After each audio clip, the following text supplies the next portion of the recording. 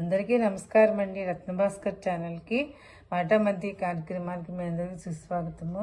నా వీడియో మీకు నచ్చట్లయితే లైక్ చేసి సబ్స్క్రైబ్ చేయవలసిందిగా కోరుకుంటున్నాను. ఈరోజు మనం చెప్పే విషయం ఏంటంటే భీష్మ ఏకాదశి కదా. భీష్మ ఏకాదశి ఆ రోజు చాలా పరమ పవిత్రమైంది. మాఘమాసంలో వచ్చే పండుగలన్నీ కూడా చాలా పవిత్రమైన పండుగలు. దాంట్లో ఇదొకటి అనమాట. ఇక్కడ ఈయన మనకి విష్ణు సహస్రనామాలను అందించినటువంటి గొప్ప మహామనీషి. అలా దేవుడు ఎదురుగుండా గానం చేసినటువంటివి రెండే ఉన్నాయి. ఏంటంటే లవకుశులు శ్రీరాముడు ఎదురుగుండా రామాయణాన్ని రామచరిత్రని గానం చేస్తారు కదా, అదొకటి. నెక్స్ట్ ఏమో శ్రీకృష్ణుని కూర్చోబెట్టుకుని ఆయన కళ్ళల్లాగా చూస్తూ విష్ణు సహస్రనామాల్ని చెప్తాడనమాట భీష్ముడు చనిపోయే సమయంలో. అదనమాట ఈ రెండు కూడా స్వయంగా భగవంతుడు ఎదురుగా చెప్పినటువంటి విషయాలన్నమాట. దీనిలో భీష్ముడు అంటే మనందరికీ కథ అంతా తెలుసు. చాలా మందికి అంటే అందరికీ తెలుస్తుంది. ఆయన గంగాపుత్రుడు. శంతనుడికి గంగాదేవికి పుట్టినటువంటి 8వ కొడుకు. అష్టవసువుల్లో 8వ వసువు అనమాట. 7 వసువులను ఆవిడ గంగానదిలో వదిలేస్తుంది. 8వ వసువుని వదిలేస్తుంటే తండ్రి ఊరుకోడు. అప్పుడు ఆవిడ అంటుందన్నమాట, మనం ఒప్పందం ప్రకారంగా నువ్వు నా మాటకి ఎదురు చెప్పకూడదు, కాబట్టి నేను ఈ వసువుని ఈ బిడ్డను తీసుకుని వెళ్ళిపోయి తర్వాత అప్పగిస్తానని చెప్పి గంగాదేవి ఆ బిడ్డను తీసుకెళ్ళిపోయి పరశురాముడు వశిష్ఠుడి దగ్గర అన్ని మొత్తం ధర్మ సూక్ష్మాలు, అస్త్రాలు శస్త్రాలు ఎలా ప్రయోగించాలి, ధర్మంగా ఎలా ఉండాలి, మొత్తం అంతా కూడా అన్ని విద్యల్లోనూ ప్రావీణ్యం చేసి అప్పుడు మళ్ళీ శంతను మహారాజుకి అప్పగిస్తుంది అనమాట. ఆ తర్వాత శంతను మహారాజు రెండో పెళ్లి చేసుకుంటాను సత్యవతినంటే వాళ్ళ నాన్నగారేమో మా అమ్మాయికి పుట్టిన పిల్లలే రాజు అవ్వాలి ఆ రాజ్యానికంటే సరే అని చెప్పి ఇంక భీష్ముడు తండ్రి కోరికను అనుసరించి తను నేను వివాహం చేసుకోను, నా తమ్ముడి పిల్లలకి రాజ్యం ఇస్తానని చెప్పేసి భీష్మిస్తాడనమాట.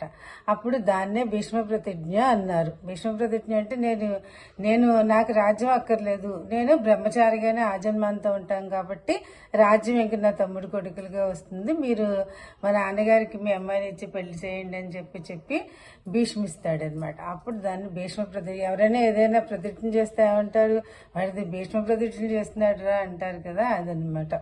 ఆ తర్వాత అప్పుడు దానికి తండ్రి మెచ్చుకుని 2 వరాలు ఇస్తాడు. ఏంటంటే ఒకటేమో ఈయన చేతిలో గాంధీ ఉండగా ఈయనతోటి ఎవరు పోటీ పడి గెలవలేరు యుద్ధంలో. నెక్స్ట్ ఏంటంటే రెండోది ఏంటంటే ఆయన ఎప్పుడు కావాలంటే అప్పుడు చనిపోవచ్చు, అంటే ఇచ్చామరణం అనమాట. ఫస్ట్ దానికి ఏంటంటే ఆయన యుద్ధంలో ఓడిపోడు కదా, కురుక్షేత్ర యుద్ధంలో కౌరవుల వైపున ఉంటాడు భీష్ముడు. అప్పుడు ఆయన చంపడానికి ధర్మరాజే వెళ్ళి అడుగుతాడు, నువ్వు ఎలా చచ్చిపోతావు తాత అని అడిగితే చెప్తాడు, సెకండ్ని అడ్డం పెడితే నేను ఆడా మగ కాని వాళ్ళతో యుద్ధం చేయను అని చెప్తాడు. దానికి చాలా కథ ఉంది. సరే అప్పుడు మర్నాడు యుద్ధంలో సెకండ్ని తీసుకొచ్చి ముందు పెడితే ఆయన భీష్ముడు అస్త్రాలు శస్త్రాలు ఇంకా ప్రయోగించడం బట్టి వెనకాల నుంచి అర్జునుడు మొత్తం బాణాలన్నీ వేసేస్తాడనమాట. వేసేస్తే ఆయన రథం నుంచి కింద పడిపోయి ఆ బాణాల నుంచి ఇలా వెనక్కి సెయ్యిలాగా సరసెయ్యి అంటారనమాట దాన్ని. బాణాలతో వేసినటువంటి వాటి మీద ఇలా ఒరిగిపోతాడు నేల మీదకి. ఆ బాణాల మధ్యలో నేలకి ఆయన నేల మీద ఒరిగిపోడు, బాణాల మీద పడుకుని ఉంటాడనమాట. అలాగా అవి గుచ్చుకుంటూ ఉంటే రక్తం కారిపోతూ ఉంటుంది. అలాగే చాలా రోజులు ఉంటాడు. ఆ తర్వాత లాస్ట్లో ఇంకా యుద్ధం అయిపోతుంది, పాండవులు గెలుస్తారు. ఆ తర్వాత కృష్ణుడు అంటాడు, ఇంకా ఆయన కురువృద్ధుడైనటువంటి కురువంశాన్ని ఫస్ట్ నుంచి కాపాడుతూ వస్తున్నటువంటి భీష్ముడు ఆయన ఇంకా చనిపోయే దశలో ఉన్నాడు కాబట్టి మీరు వెళ్ళి ఆయన దగ్గర నుంచి ధర్మ సూక్ష్మాలు నేర్చుకోండి అని చెప్పి పంపిస్తాడు. అప్పుడు పాండవులు వెళ్ళి భీష్మ పితామహుడి దగ్గరికి వెళ్ళి నమస్కరించి తాతమ్మకు ధర్మ సూక్ష్మాలని అన్ని చెప్పమని చెప్పేసి అడిగితే అప్పుడు ఆయన అన్ని వివరిస్తాడు అనమాట వాళ్ళకి. అప్పుడు ద్రౌపది నవ్వుతుంది, ఎందుకమ్మా నవ్వుతున్నావు, ఇందులో నవ్వవలసిన పనే ఉంది, విషయం ఏంటని అడిగితే అప్పుడు అంటుంది, అప్పుడు కురుసభలో నా వస్త్రాపారం జరుగుతుంటే మిమ్మల్ని అడిగాని ధర్మం కాదని చెప్పమని చెప్పి, ధర్మమా అంటే మీరు అసలు ఏమీ మాట్లాడలేదు, అవును కాదనలేదు, కాబట్టి ఏంటి ఇప్పుడేంటి ఇన్ని ధర్మాలు చెప్తున్నారని చెప్పి నవ్వు వచ్చిందంటే అప్పుడు చెప్తాడనమాట, అప్పుడు నా రక్తంలో వాళ్ళ యొక్క వాళ్ళ ఆ తిండి తిన్నాను కదా, అది నా రక్తంలో ప్రవహిస్తోంది, అందుకని వాళ్ళని నేనేమి చెప్పలేకపోయాను అంటాడు. ఇప్పుడు మనకి ఏం గుర్తొస్తుంది? బాహుబలిలో కట్టప్ప ఉంటాడు కదా, ఆ సింహాసనానికి బద్ధుడయ్యి అప్పుడు బాహుబలిని చంపుతాడు కదా, అలాగా భీష్ముడు కూడా కురుసింహాసనానికి బద్ధుడయ్యి వాళ్ళ వైపే ఉంటాడనమాట. అప్పుడు అలా ఇప్పుడైతే ఇప్పుడు అర్జునుడు బాణాలు వేశాడు కదా, దాని మీద నా శరీరంలో గుచ్చుకున్నాయి, ఆ రక్తం అంతా కూడా బయటికి వెళ్ళిపోయింది, కాబట్టి ఇప్పుడు నేను ధర్మాలు చెప్పగలుగుతున్నాను అని చెప్పి అంటాడు.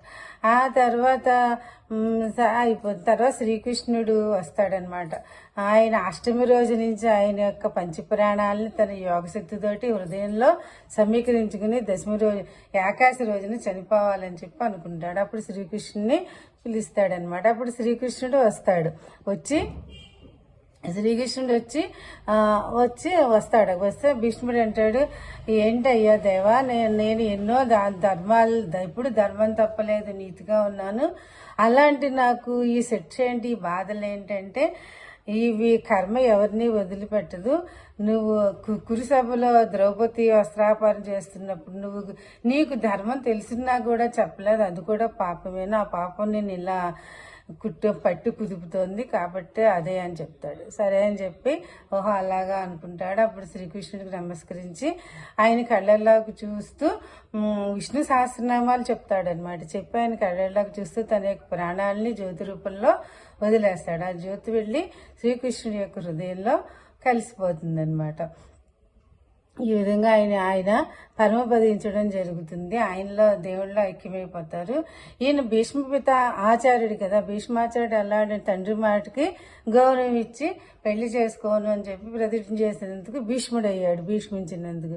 ఆ తర్వాత ఆ ధర్మాన్ని, ఆ ప్రతిజ్ఞని జీవితాంతం నిలబెట్టుకుని ఆచరించినందుకు ఆచార్యుడు అయ్యాడు. కాబట్టి ఆయన భీష్మాచార్యుడు అని చెప్పి మనం పిలుస్తాం. కురువంశాన్ని నిలబెట్టినటువంటి మహానుభావుడు కాబట్టి కురు పితామహుడు అని అంట. అటువంటి వ్యక్తి మనం నమస్కరిస్తే ఈ రోజున ఆయనకి అందరూ కూడా తర్పణాలు వదులుతారు. అందరూ వదిలితే మంచిదని, పిల్లలు లేని వాళ్ళు వదిలితే మంచి సంతానం కలుగుతుందని చెప్తారు. Thank you.